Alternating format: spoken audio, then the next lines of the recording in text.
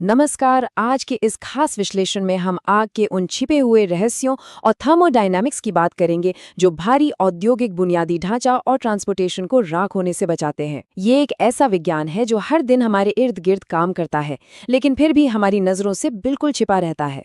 सड़क पर चलते हुए जब भारी भरकम ड्रम या सीलबंद कंटेनरों पर नजर पड़ती है तो क्या कभी ये सवाल जहन में आता है कि आखिर वो कौन सी चीज है जो इन बेहद वाष्पशील और खतरनाक रसायनों को फटने से रोके हुए है?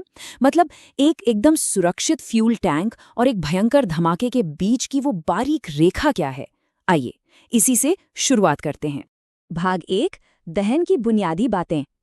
तापमान की इन अदृश्य सीमाओं को समझने के लिए सबसे पहले एकदम बेसिक चीज से शुरू करते हैं कि आग असल में लगती कैसे है। यहाँ सबसे दिलचस्प बात यह है कि तरल पदार्थ या लिक्विड्स वो खुद कभी नहीं जलते। जी हाँ, बिल्कुल सही।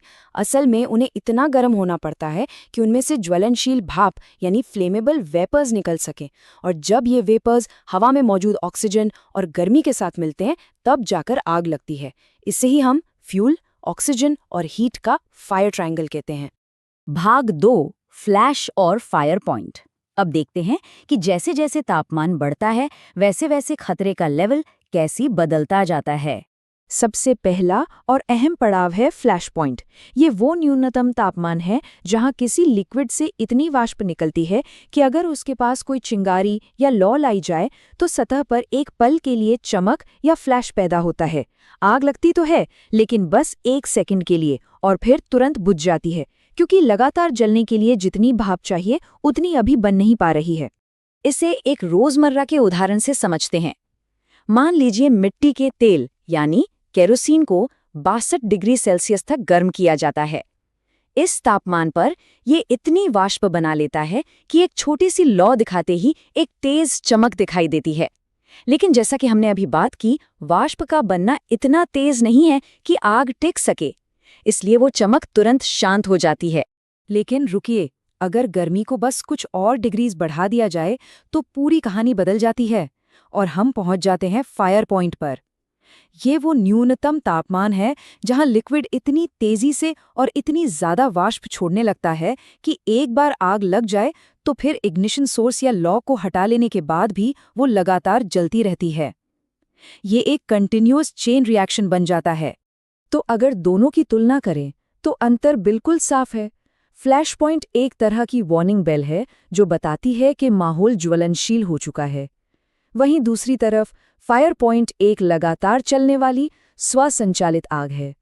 इन दोनों के बीच का पुल सिर्फ एक ही चीज है, और वो है वाष्प के जमा होने और हवा में मिलने की स्पीड। अब थोड़ा और गहराई में यानी मॉलिक्यूलर लेवल पर चलते हैं। आखिर अंदर हो क्या रहा है? असल में ऊष्मा या गर्मी अणुओं की काइनेटिक एनर्जी यानी गतिज ऊर्जा को बढ़ा देती है। इस बढ़ी हुई ऊर्जा से वाष्प का दबाव तेज हो जाता है और अणु हवा में तेजी से फैलने लगते हैं। और जब ये दबाव एक चरम सीमा पर पहुंच जाता है तब होता है ऑटो इग्निशन। यहाँ दिलचस्प बात यह है कि इस पॉइंट पर किसी चिंगारी या लौ की जरूरत ही नहीं होती। अत्यधिक गर्मी और ऊर्जा की वजह से सामग्री अपने आप ही आग की लपटों में बदल जाती है। भाग 3, गैसोलीन बनाम डीजल इग्निशन। अब यही सटीक थर्मोडायनामिक सिद्धांत तय करते हैं कि हमारी गाड़ियों के इंजन में अलग अलग ईंधन कैसे काम करेंगे।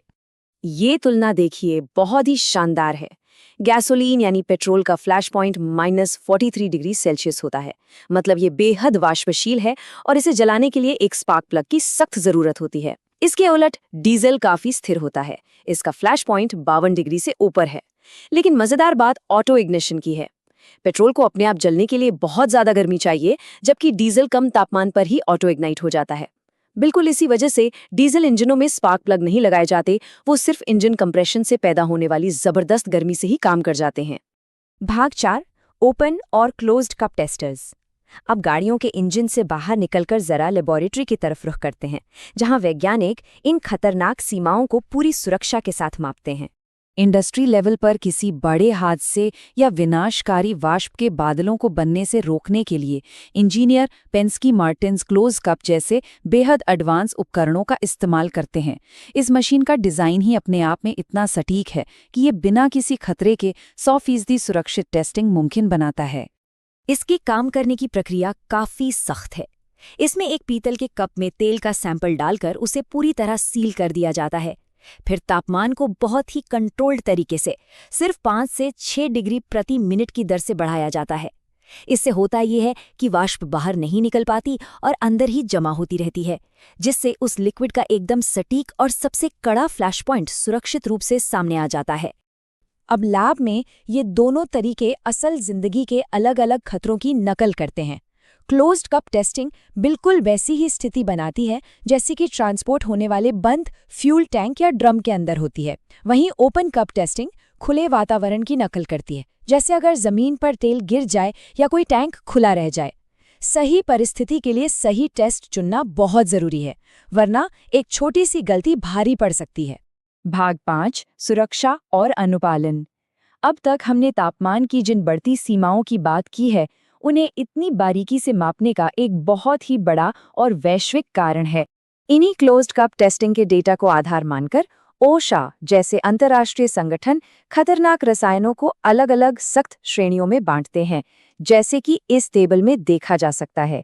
ये सटीक तापमान सीमाएं ही पूरी दुनिया में केमिकल्स और फ्यूल के सुरक्षित ट्रांसपोर्टेशन, पैकेजिंग और स्टोरेज के कड़े नियम तय करती हैं।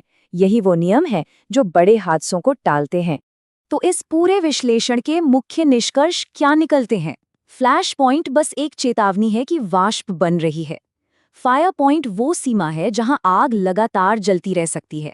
और ऑटो इग्निशन हमें ऊष्मा की उस खौफनाक ताकत की याद दिलाता है जिससे आग लगाने के लिए किसी चिंगारी की भी जरूरत नहीं होती। क्लोज्ड और ओपन कप टेस्टर्स की मदद से हम इन्हीं खतरों को लैब में समझकर असल जिंदगी में सुरक्षा सुनिश्चित करते हैं। ये पूरा विज्ञान सोचने पर मजबूर करता है कि हमारे रोजमर्रा के जीवन में थर्मोडायनामिक्स का कितना बड़ा रोल है।